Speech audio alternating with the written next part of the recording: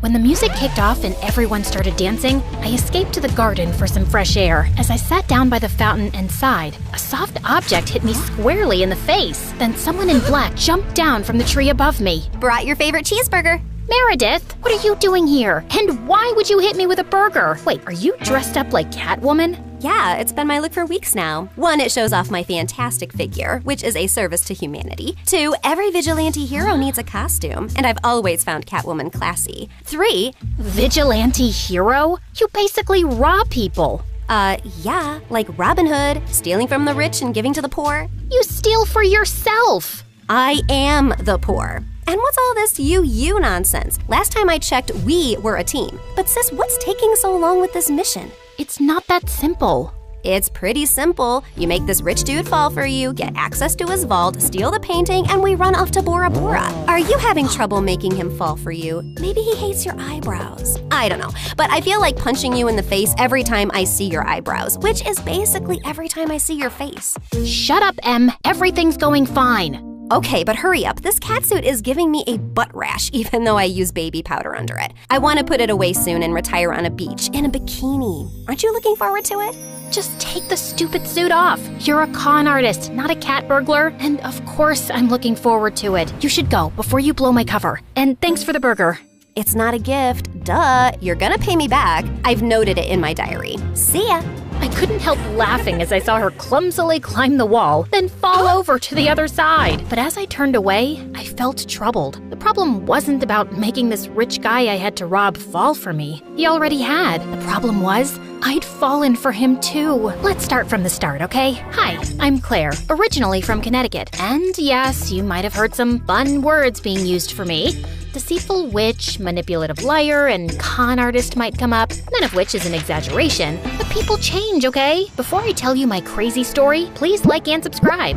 My mother was born into what she always called old money, which basically means her family had been rich for a long time and their wealth was passed down generations. Unfortunately, it skipped our generation. Apparently, my dad was extremely charming and swept Mom off her feet when she was just 20. She married him against her parents' wishes and they cut her off from their wealth. Then, 2 years later, Mom gave birth to twins, Dad met another woman, and he abandoned us. At least he left us the house in a nice neighborhood, but my grandparents refused to help Mom out and said she had to live with her decisions. Mom, how are you feeling now? Like my organs are shutting down one by one. So, same as this morning then? Here's some chicken soup. There's no chicken in it. Well, you asked for chicken soup when there was no chickens in the fridge, so I guess we all have to use our imaginations, don't we? Oh, the soup at my parents' house always had chunks of chicken and big fat prawns. What has life come to now? I was raised as a creature of luxury. I'm like that fairy tale princess who couldn't sleep because of a single pea under her mattress. So you say, but there's a bunch of sharp pebbles under your mattress and you sleep like a log and snore like a bear. What? How could you put pebbles? I do not snore. Leave me to decompose, please. Well, you have to return to your waitressing job, so get well soon, Mom. Shall not.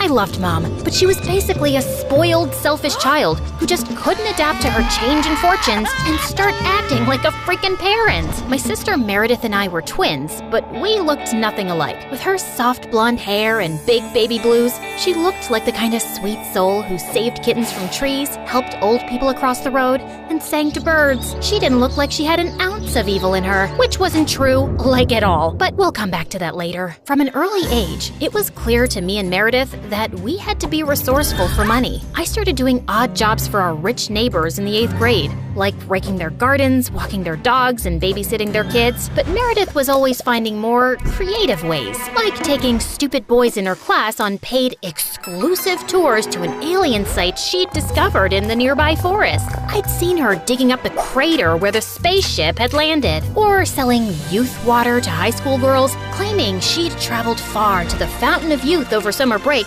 and had a limited supply. They actually thought she was telling the truth because it tasted different.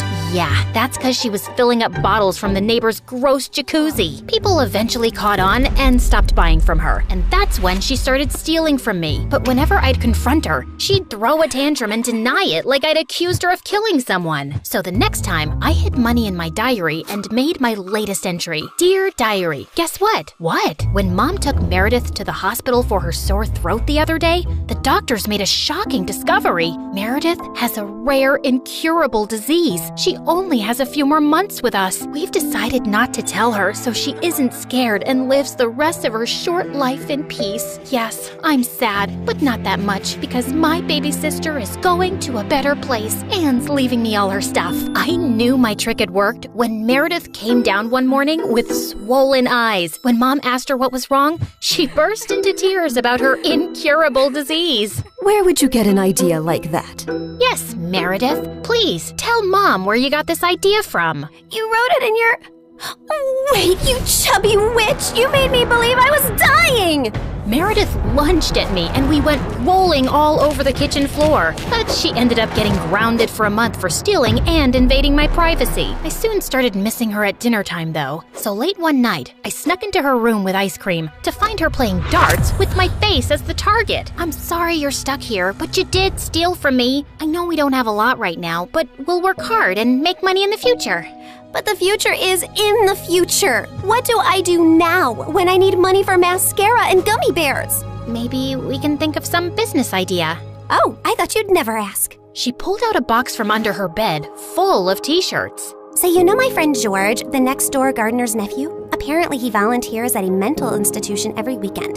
The owners got t-shirts made from all the patients, but they refuse to wear them, blah, blah. So now the mental place has hundreds of these lying in storage.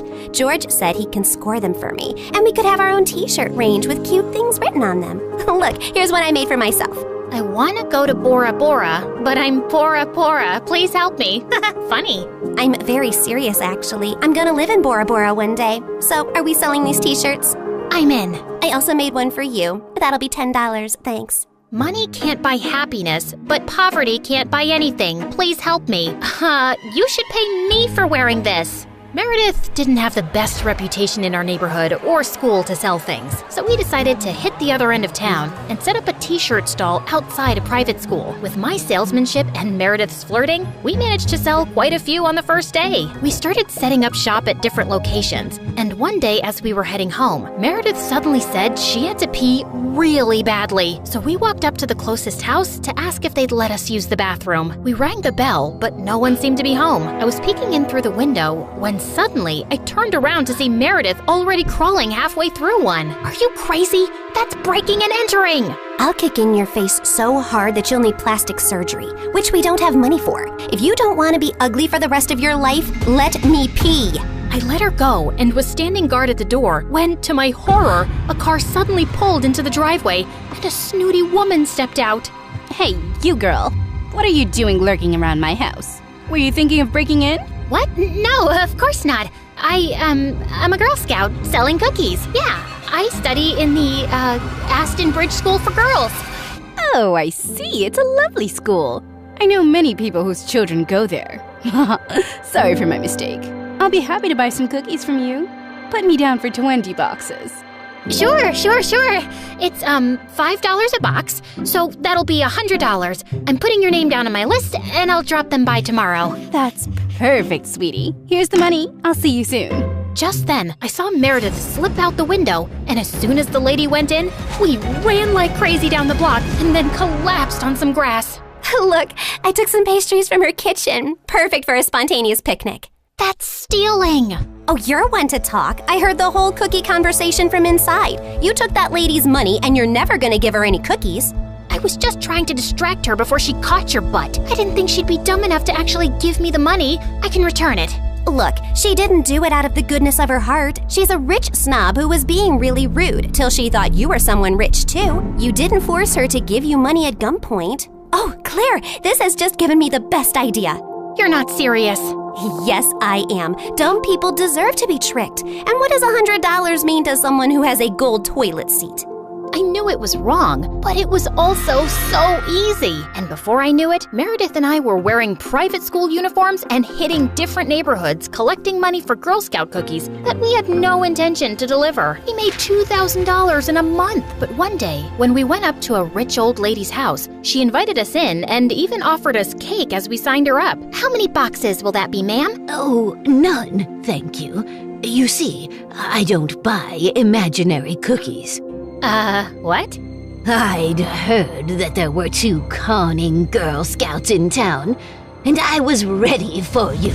I've called the police, and you 2 will end up in a detention center. Just then, there was a loud bang and the power went out. In the confusion, Meredith kicked the old lady and yelled, "Run!" As we were sprinting down the street, I suddenly noticed a nerdy-looking boy my age running beside us too, grinning and waving at us. Hey, hold on. Who are you? I'm your new neighbor, Freddy. I'm the one who saved you from that old crow. What? I'm so confused right now. New neighbor? You moved into the house next to ours? Why are you here? I was bored and saw you girls leaving your house, so I followed you for fun. Don't worry, I won't tell anyone about your little cookie secret. When I heard that old lady threatening you, I went to the main circuit board and pulled out a wire with my tweezer, which I always keep handy. You could have been electrocuted. You're either incredibly smart or exceptionally dumb. My mom says the exact same thing, except for the incredibly smart part. Listen, you geek, what do you want? If you think you're gonna get a cut of our profits. No, my parents are well off. They're neurosurgeons. I just want to be friends. I swear, I don't have any siblings and I don't know anyone here. What if we say no? I'll keep following you around until you say yes? Okay, fine. Congratulations. You got yourself 2 friends. Oh, I'm so happy! Merry Christmas and a Happy New Year! And from that day on, that goof really did become our best friend, especially mine. He was like the sibling I never had. I mean, the nice sibling who did my nails and watched the channel I wanted to watch on TV without arguing. He was also really generous. I didn't want to take advantage of it, but Meredith and Mom had no problem keeping all the gifts he was always getting us. We decided to lay low with our conning activities in case the old lady had actually told the police about us. But soon after we joined the 11th grade, a new drama unfolded in our lives. A family moved into the huge white house across the street. Apparently, the couple who'd bought the place was loaded, and they had 5 teenage boys. Finally, some eligible bachelors on our street. Thanks. My feelings aren't hurt at all. Oh, I'm sorry I left you out, sweetie. Maybe you'll find someone too. I mean, they have 5 boys. There's a good chance one of them is gay. What? Why would you think? Okay, girls, here's a basket of goodies for you to take over as a welcome present. Now go, throw yourselves at those boys. Meredith and I rolled our eyes, but we decided there wasn't any harm in checking them out, and we were welcomed by the ugliest quadruplets ever. They were really sweet and really excited to see us, but with their orange hair, acne, and buck teeth, they were not a pretty sight.